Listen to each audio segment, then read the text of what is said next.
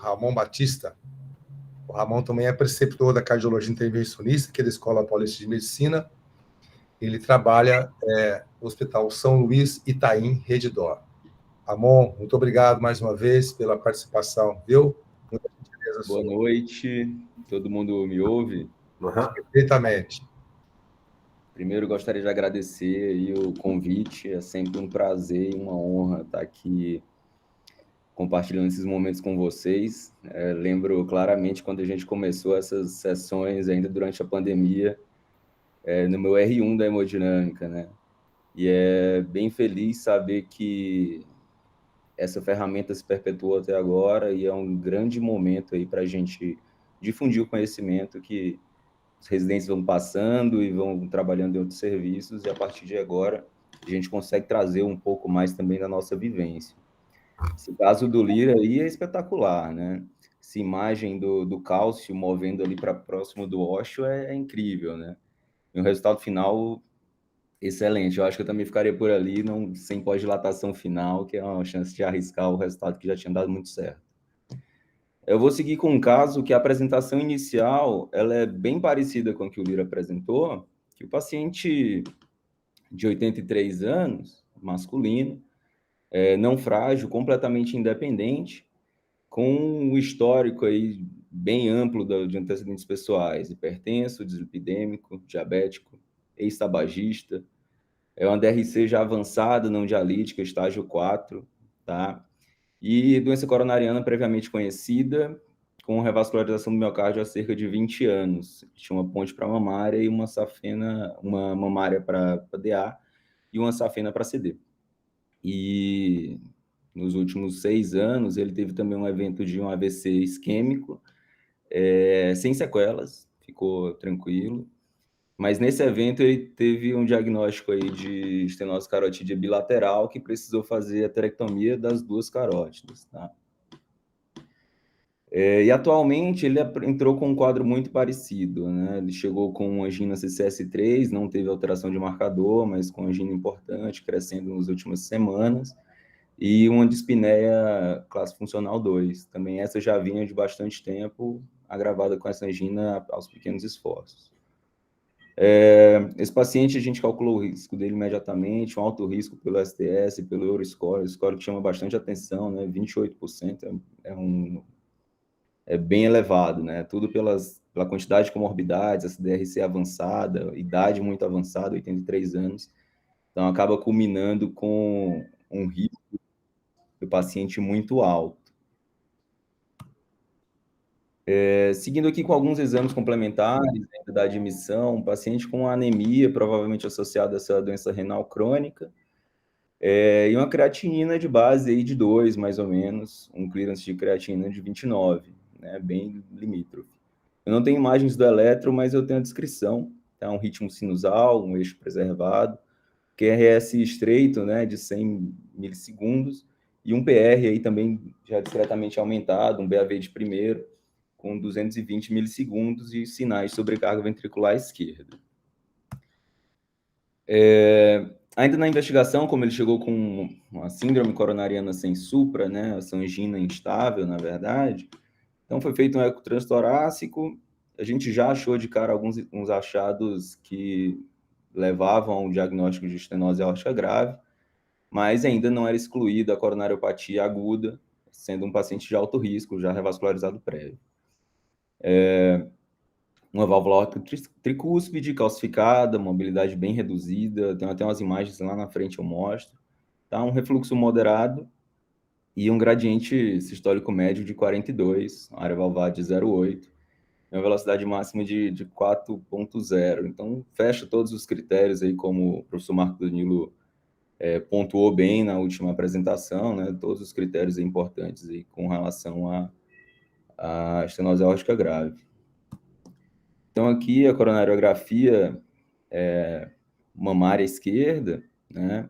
Com DA boa, com irrigação de um diagonal também. E uma lesão grave aqui observada na safena para a direita, tá? Que a gente acabou tratando com um stent. Nessa primeira internação aqui, o paciente teve alta e a gente programou se teria uma abordagem praticamente um mês depois, tá? Em casa, ele continuou tendo a queixa de dispneia aos moderados esforços, apesar de ter resolvido a parte coronariana. Então, a gente tem uma estenose aórtica grave com uma persistência de sintomas ali, provavelmente associados à estenose aórtica. Então, aqui eu já trago algumas imagens com relação à angiotomografia, tá? Tem aqui... Essa angiotomografia foi feita ainda na primeira internação, tá? Já foi feito tudo na mesma programação para a gente já abordar a família, para saber se teria necessidade ou não de abordagem, se teria possibilidade ou não de abordagem dessa válvula aórtica, tá? Um anel valvar aí com uma área de 441, tá? Uma calcificação moderada, um score de cálcio aqui dá aproximadamente 2.000, tá? Ela, mais um critério aí pontuando para a estenose aórtica grave. Os seios de Valsalva são grandes, né? Maior que 30, 33, 32, tá? A junção de sino tubular mostra uma pequena calcificação ali, mas tem uma calcificação presente, a altura boa, de 2,5 centímetros, tá? Então não é também uma grande complicação. E as alturas das coronárias também são muito boas, né? Ao contrário do caso que o Lira apresentou, a válvula desse paciente não é o problema, né? Uma área boa, os seios valsalvos com um tamanho adequado, a altura coronariana muito boa, junção no sino tubular com calcificação presente, mas nada exuberante, e a via de saída também sem nenhuma calcificação que chamasse grande atenção, né? O grande porém desse paciente entra aqui, ao contrário do paciente que o Flávio apresentou, enquanto as vias de acesso do outro paciente eram muito boas, aqui a gente já vê um problema muito maior na via de acesso. São pacientes diametralmente opostos, né? Um com a válvula mais favorável e o outro com as vias de acesso mais favoráveis. Aqui do lado direito, a gente vê a bifurcação com uma pequena quantidade, uma calcificação aqui na porção posterior da femoral comum. O calibre da femoral comum não é um grande problema também aqui, tá? Mas quando a gente chega na ilíaca externa, aqui que é essa imagem do meio, que a gente já tem uma redução luminal mais importante, com um diâmetro de 5, 5,3. Isso aqui já começa a gerar algum tipo de problema, dependendo do tamanho da prótese e dos dispositivos que a gente vai usar, né? Valores até 5,5 a gente vai bem para a maioria dos dispositivos, mas mais próximos de 5 já fica mais complicado. Aqui ainda nessa imagem, vendo a femoral direita, a gente se depara com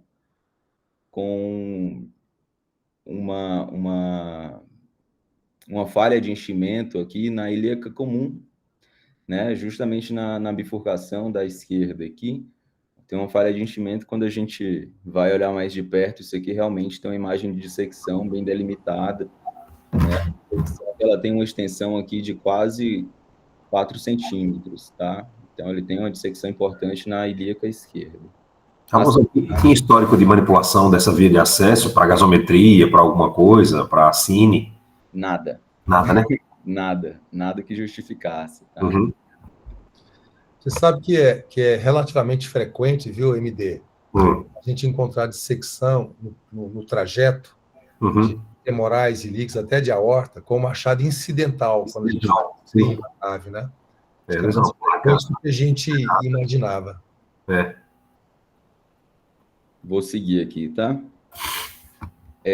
A gente tem mais um achado aí que chama bastante atenção na aorta desse paciente, na aorta descendente, transição tóraco-abdominal, suprarrenal, uma anatomia de bem alto risco para complicações desse tipo. Então, tem um aneurisma de aorta trombosado aqui nessa região, com diâmetro máximo de 5,75. Tá? Então, isso aí também é um paciente assintomático do ponto de vista aórtico, né? Ele não tinha dor abdominal, um total achado de exame, não fazia o menor conhecimento desse tipo de coisa, né? Lembrar que ele era um paciente ex-tabagista pesado, aí, tá? Apresentando várias complicações vasculares associadas a isso.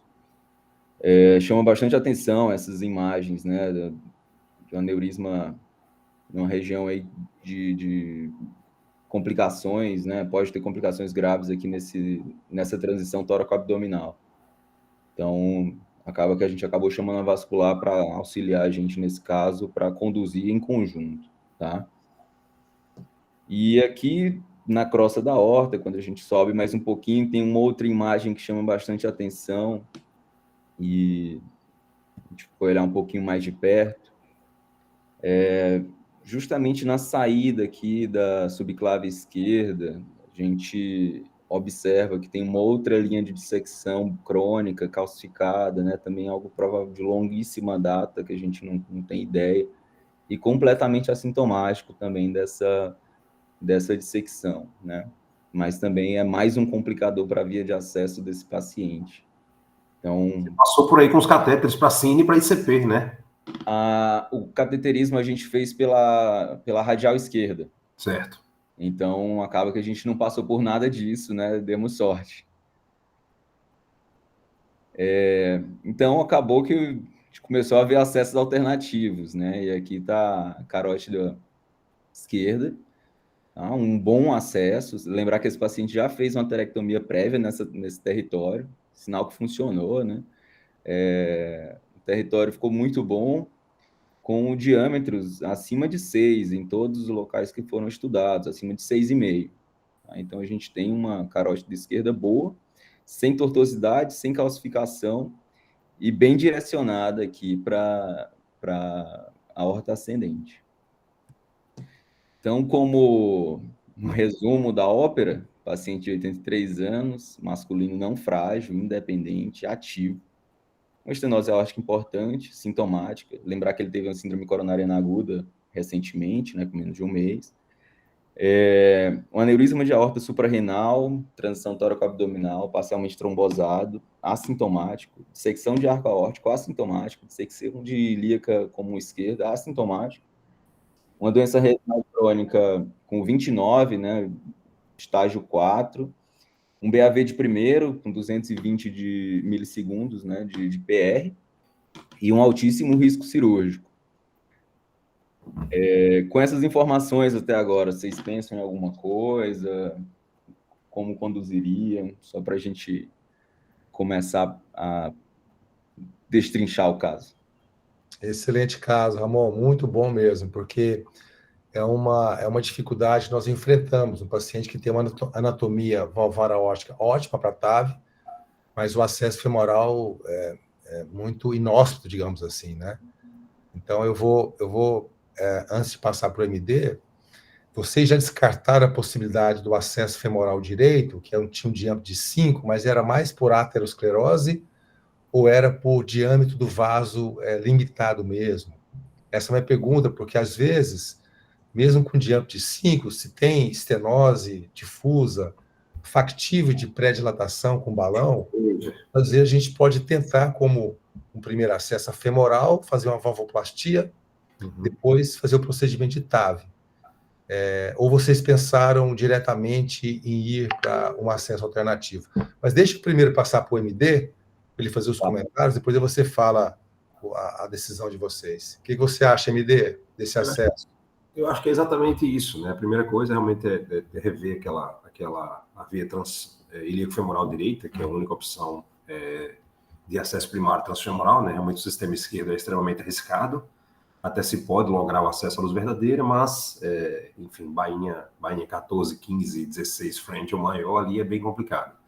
E a outra coisa que eu acho que é de sobremodo de substancial importância aqui é o seguinte: provavelmente os colegas da vascular indicarão a intervenção nesse aneu aí, que parece ser factível para o tratamento endovascular, né, para um EVAR ali. E aí eu me lembro do título da sua apresentação, One Shot, né? Então talvez vocês tenham utilizado essa estratégia de no mesmo momento resolver as duas. Esse paciente aqui, o que chama a atenção, acho que é o seguinte: eu acho que a decisão do Harting em vez de a gente perguntar se esse paciente tem indicação de TAVR, a pergunta é: alguém teria coragem de indicar um outro procedimento que não TAVR para ele? Alguém teria capacidade ou coragem, ou alguém teria a audácia de fazer SAVR nesse paciente? Eu acho que a resposta é não, né? Porque juntando esse corolário de fatores aí, com doença carotídea bilateral, a despeito de a angiotomo ter mostrado realmente o sistema carotídeo, pelo menos de um lado ali, bastante interessante, eu acho que a única alternativa viável e segura para impactar a doença valvar degenerativa aórtica trivalvular desse paciente é a abordagem percutânea mesmo, né?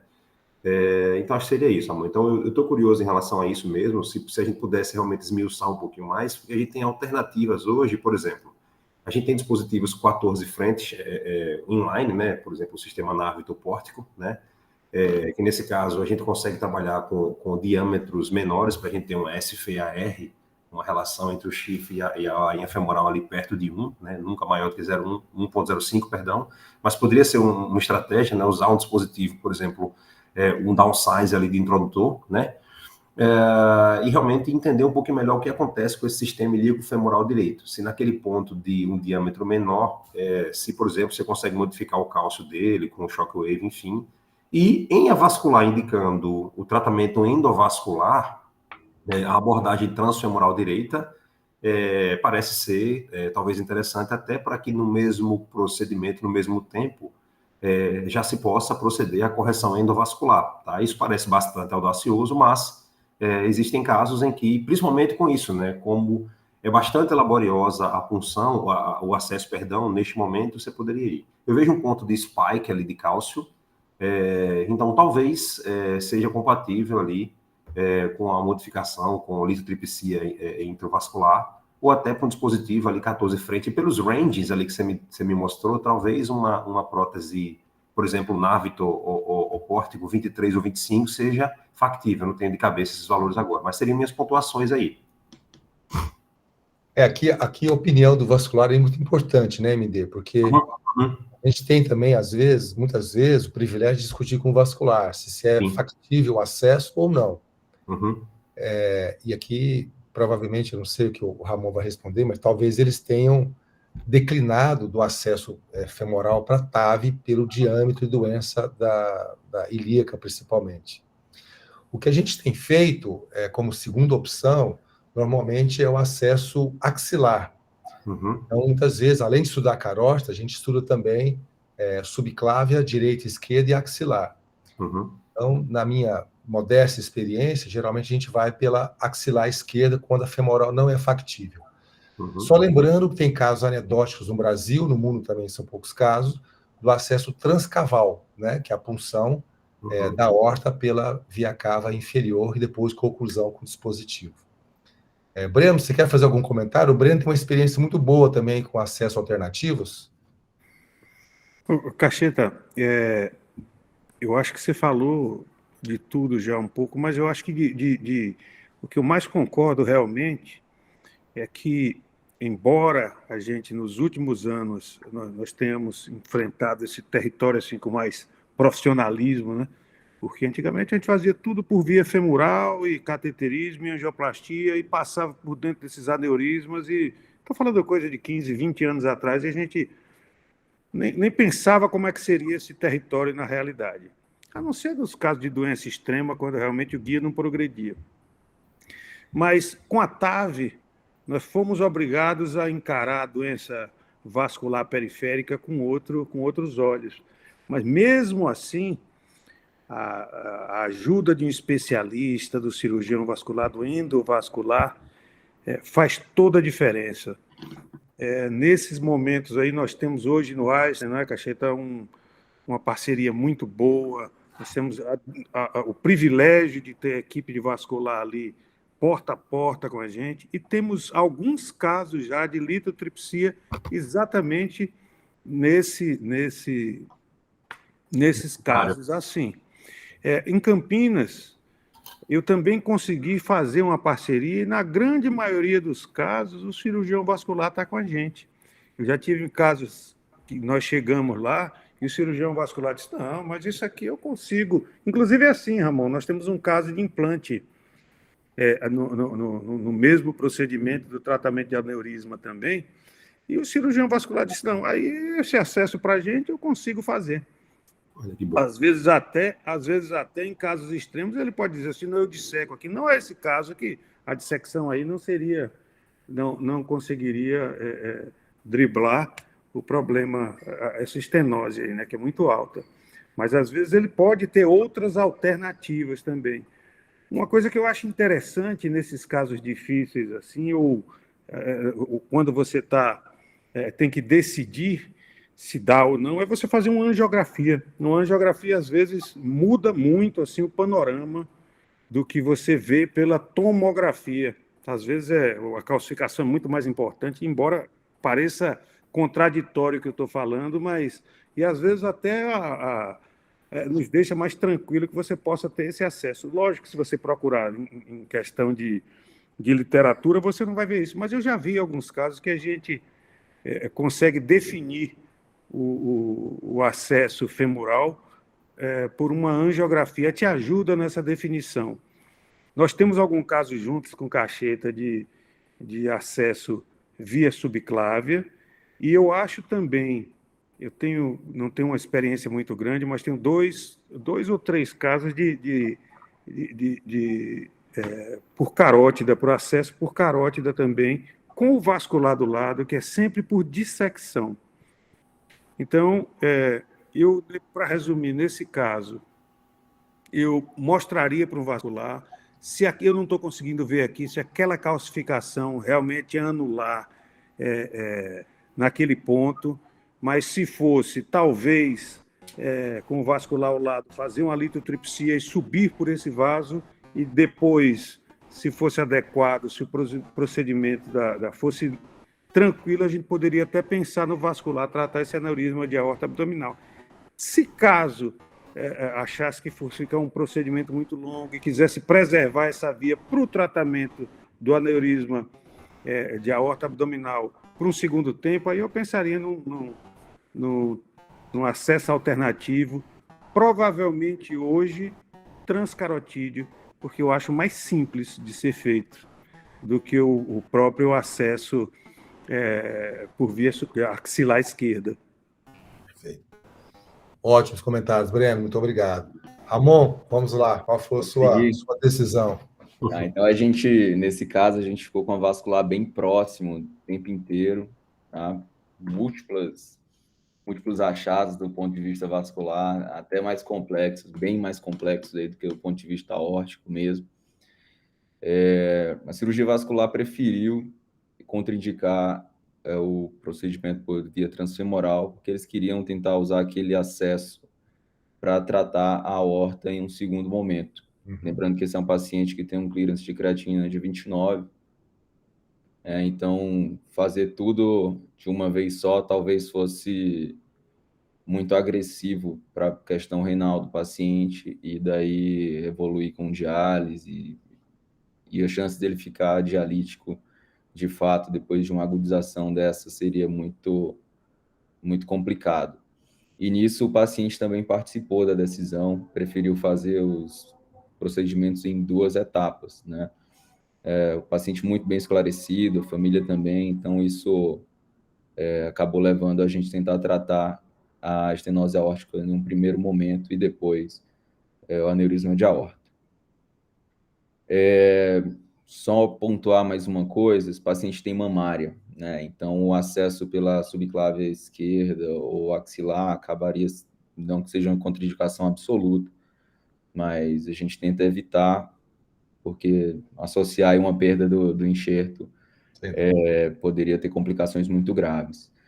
Então, a gente acabou optando pelo acesso transcarotídeo nesse paciente, tá? O Breno acertou em cheio aí a nossa opção, tá? Com o vascular do lado o tempo inteiro, tá? Então, só relembrando aqui, um anel elíptico, uma área valvar de 441, com seios grandes, né? Maior que 32. A escolha da prótese aqui não seria um problema, né? Qualquer prótese seria bem empregada aqui nesse cenário. Então, a gente optou por uma prótese que a gente tem uma expertise muito grande e que a gente não pudesse ter erro, né? Já que o acesso carotídeo era a nossa opção, né? Então, fazer transcarotídeo com o menor tempo possível de material pela carótida, né, para tentar evitar isquemia, né, a gente tentar evitar qualquer tipo de sequela associado ao procedimento em si, né? Então, a ideia era tentar ser rápido, preciso e com a menor manipulação possível, tá? Então, aqui nesse cenário, paciente com uma área de 441, ela ficaria quase no limbo aqui entre a 23 e a 26. Tá? Fazendo os cálculos com a 26, se fizesse ali com -1, -2, a gente ia acabar ficando com um oversize muito grande, né? Acima de 15%. Então, a gente preferiu escolher uma 23, com mais 2 cc, né? Mais 2 ml, ficando com oversize de 5,8%. Tá? Então, a estratégia por usar a Sapiens é por ser uma prótese extremamente previsível, um implante rápido, e a ideia era tentar colocar de uma maneira que a gente não precisasse fazer uma pós-dilatação e com um leak mínimo, né? Então, o objetivo era ser rápido, entregar o material, tudo certo, cai fora, tá? E mais uma coisa para ajudar aqui, normalmente a gente usa a Commander, né, para fazer a entrega desses dispositivos atualmente. O Delivery System da Certitude, normalmente ele é usado na via transapical, só que ele é reto e mais curto, né? Então, para usá-lo pela via transcarotídea, né, parece ser algo bem mais factível. A gente acabou usando ele por ser um acesso bem reto, curto, e a gente tinha total controle da prótese na mão, né? Conseguir ser o mais preciso possível e ter toda a questão da agilidade. Então, até a escolha do Delivery System foi nesse sentido, né? De tentar economizar o tempo de oclusão do vaso com os dispositivos aqui na carótida.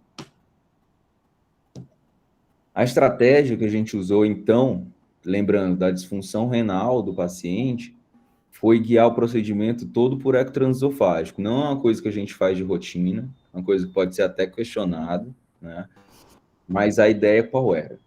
Posicionar a prótese, liberar, já confere ali com um transesofágico se tem algum tipo de leak, alguma coisa. Se está liberado, saiu, acabou o procedimento, com a menor quantidade de contraste possível, tá? Então, por isso um one-shot deal, né? Chegar, liberar e cair fora, o mais rápido possível. Obviamente, com toda a margem de segurança que a gente pode entregar para esse tipo de paciente. Paciente muito grave, muito complexo, e que, sem dúvidas, a gente tentar trazer o melhor para ele. O acesso principal ficou como o acesso carotídeo esquerdo, usando o Certitude, que o introdutor para esse caso é 18, introdutor 18, F, a gente consegue com 6 milímetros de diâmetro, a gente já consegue usá-lo com segurança. E lembrando que todas as medidas da carótida estavam acima de 6,5, eventualmente 7,5, tá? Como acesso secundário radial direita, com Slender 6, marca-passo, a gente pegou uma veia femoral esquerda, tá? Um acesso profundo para ter paciente mais na mão, e o estímulo do marca-passo através do Safari S3 Small e com o guia na veia femoral esquerda, tá? O dispositivo ficou a Sapiens Ultra e a ideia era entrar sem pós-dilatação. Perfeito. Essa aqui é a imagem, na verdade, essa imagem aqui é após o término do procedimento, tá? Vocês conseguem ver até um pontinho ali. Mas é só para ilustrar como foi, tá? O vascular expôs a carótida para a gente, ficou do lado do procedimento inteiro, tá? Então, aqui, com a carótida exposta, a gente funcionou com um 5F, levou todo o material, cruzou a aorta, a válvula aórtica, posicionou o Safari, e só depois disso a gente trouxe o introdutor 18, tá? Justamente para evitar aí qualquer tempo de isquemia demasiada ou qualquer coisa que pudesse vir a acontecer. Só lembrando que foi feito um estudo vascular intracraniano para saber como estava o polígono de Willis, se a circulação colateral era boa, e o paciente não tinha nenhum tipo de defeito de perfusão intracerebral, tá? Aqui só mostrando a descida... Desculpa, Maurício, é um aspecto muito importante, né? Que os neurologistas com os quais nós conversamos um pouco, de fazer esse teste de oclusão da carótida antes do procedimento, porque pode, nas palavras deles, né, da importância de evitar a isquemia cerebral.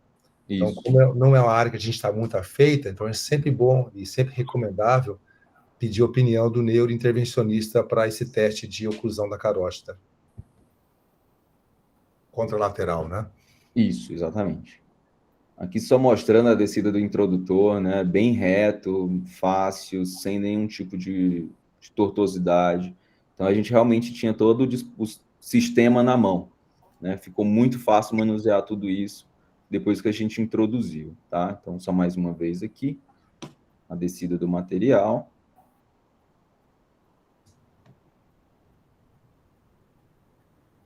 Com a quantidade de cálcio que a gente consegue observar aqui, a gente já posicionou a prótese rapidamente, tá? Lembrando, quando a gente foi passar o introdutor 18, a gente já estava com a prótese montada, tudo pronto, tá? Então, tudo foi feito para evitar realmente esse tempo demasiado de isquemia. A gente já estava com o ectotransesofágico posicionado, a prótese montada, tudo certo. E a equipe inteira, vascular, hemodinâmica, anestesia, ecocardiografista, todo mundo muito atento a tudo que estava acontecendo, para a partir daquele momento que desse o start, a gente ser o mais rápido e mais assertivo possível. Então, aqui a gente posicionou a prótese visando um implante discretamente alto, tá? Não é uma coisa das mais altas, mas visando aí algo entre 90-10 e 80-20, justamente com paciente que já tinha um BAV de primeiro grau, apesar de ser um QRS estreito, a gente não queria ter mais uma complicação para esse paciente, tá?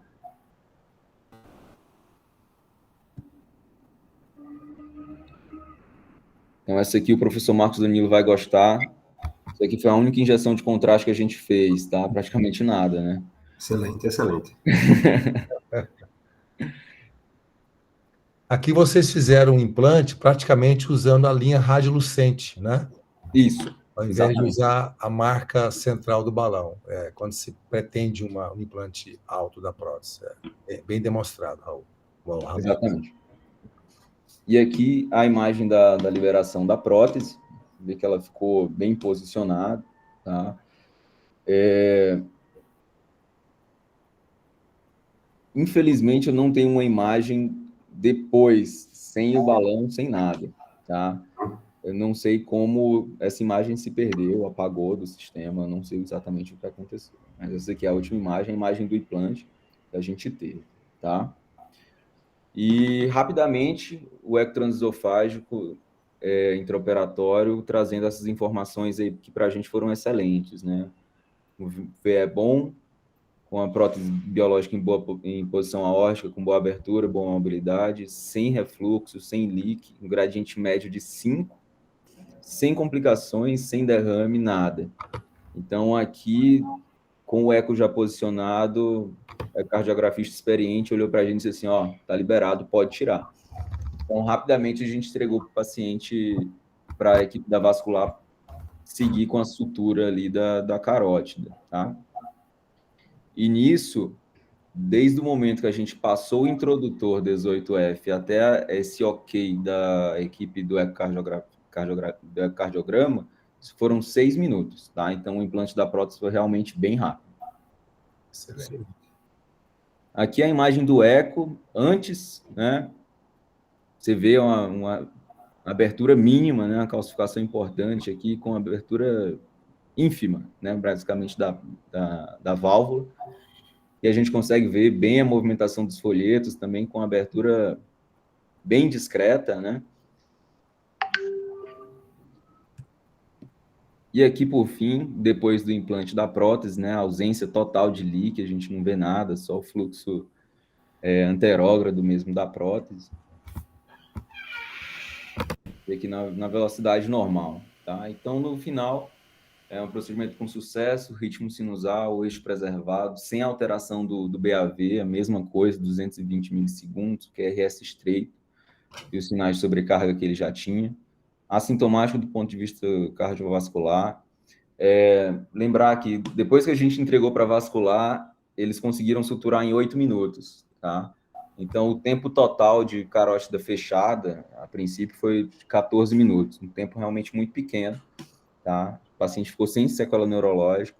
É descrito na literatura aí cerca de 3% nas primeiras horas e cerca de 6% nos primeiros 6 meses, tá? De algum evento isquêmico transitório. A maioria deles são menores, né? Mais associados a AIT, então AVC isquêmico minor, tá? Mas nesse caso, esse paciente não teve nada.